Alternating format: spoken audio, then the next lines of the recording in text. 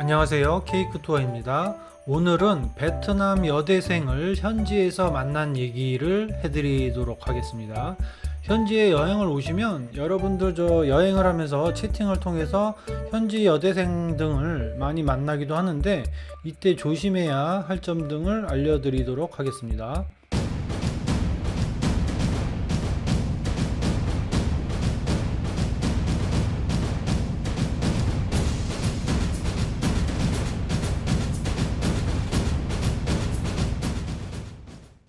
우선 먼저 사전에 알아야 할 내용을 말씀드리겠습니다.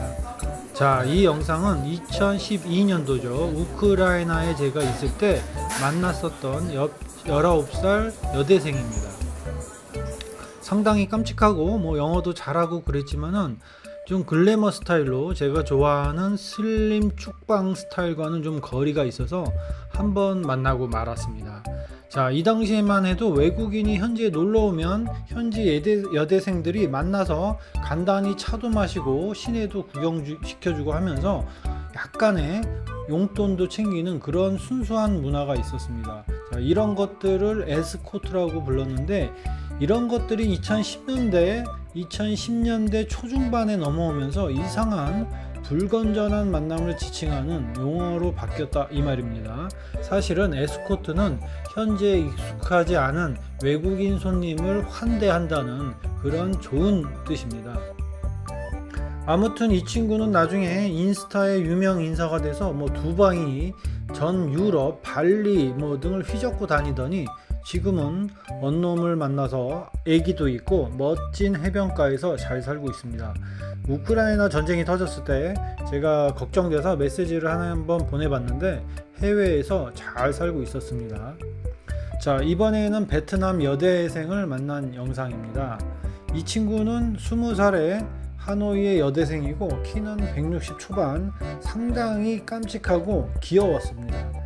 친구도 데리고 나왔는데 친구가 아니라 보니까 사촌 동생이에요. 사촌 동생도 귀엽게 생겼는데 문제는 이 친구들이 만나서 저를 자꾸 어디로 데려가려고 했습니다. 이 친구들을 만나기 전에 제 후배가 얘기를 해줬는데요. 역시 제 후배도 하노이에서 채팅으로 여대생을 만났는데 제 후배를 만나서 여대생들이 자꾸 이상한 데로 데리고 가서 수십만 원 바가지로 씌웠다 그러더라고요. 즉 비싼 식당과 미리 짜고 현지 언어나 현지를 잘 모르는 외국인을 데리고 와서 덤탱이를 씌운다 이 말이죠. 사실 저는 여러 나라 경험으로 이러한 식의 덤탱이 내용을 알고 있었기에 만나기 전부터 채팅으로 이 친구에게 말을 했습니다. 나는 그런 식의 만남은 싫다 했더니 자기는 남친을 원하는 거지 그런 만남을 하는 여자가 아니다 이렇게 말을 했었습니다. 그런데도 만나자마자 갑자기 어디로 가자고 클럽 같은 데로 가자고 자꾸 그래서 저는 눈치를 채고 그냥 아무데나 요 근처에서 먹자 이렇게 말을 했습니다. 그런데도 자꾸 어디로 가자고 주장을 해서 저는 갑자기 무슨 일이 생긴 것처럼 해서 그냥 호텔로 돌아왔습니다.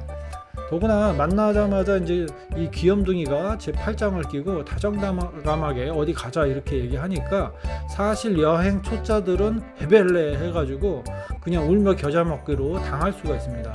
물론 이 친구가 정말 어떤 의도를 가지고 그렇게 말을 했는지는 제가 거기에 가지 않았기 때문에 따라가지 않았기 때문에 아직 100% 확실하진 않지만 적어도 90%는 좋은 의도가 아니었다는 거는 산전수전 다 겪은 저는 느낄 수가 있었습니다. 자, 이러한 친구들을 어떻게 분간하는지 영상 끝에 제가 정리해 드리도록 하겠습니다. 다음은 두 번째 친구입니다. 자, 여기는 호안kiem 호수, 하노이의 가장 번화가죠. 호안kiem 호수의 카페 클럽 거리입니다. 베트남 젊은 친구나 대학생들이 자주 오는 곳이고요. 이 길가에 있는 카페 골목에서 만나기로 했습니다. 처음 만나는 영상인데요. 22살이고 키는 167cm 정도의 축방 여대생이었습니다. 이 친구는 영어도 어느 정도 했어요. 어느 정도 했고 역시 사전 채팅으로 비싼 레스토랑 같은 데는 안 간다고 동의해서 만났습니다.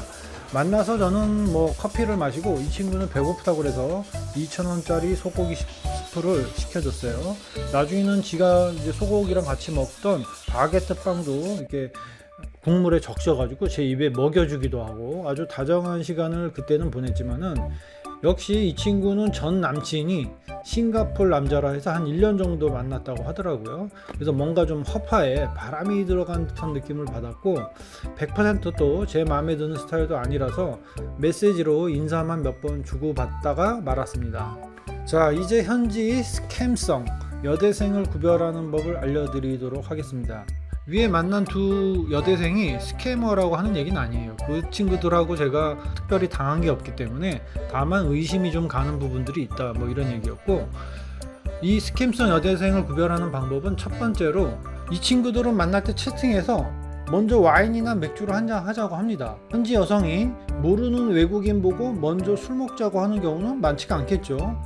그래서 그런 거 싫다고 하면 또 이게 지네 나라 문화라고 하면서 같이 와인 한잔 하자고 합니다. 헛소리죠. 두 번째로 이런 친구들은 프로파일에 절대 자기 사진 같은 거를 올려놓지 않습니다. 그래서 사진 같은 게 없거나 있더라도 얼굴 없는 사진이 많고요.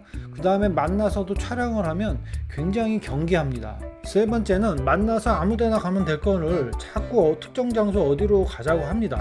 클럽이나 맥주인데 약간 고급스러운 펍 같은 데를 가자고 합니다. 그럴 경우에는 따라가면 10중8구 바가지라고 보면 됩니다. 젊은 친구들이, 특히 조금 외모가 되는 여대생들이 채팅상에서 먼저 말 걸거나 쉽게 만남을 유도하는 경우에는 대부분 이런 경우라고 봐야 됩니다. 그리고 한국인의 또 특성, 종특이 있죠. 한국인들은 특히 동남아에 오면 장동건이나 조인성이 됩니다. 그래서 이런 착각을 하고 나서 자기한테 굉장히 관심이 있을 것이다 이렇게 착각하지만 실상은 현지에서 다 털리고 이제 창피해서 말 안 하는 경우가 대부분이죠.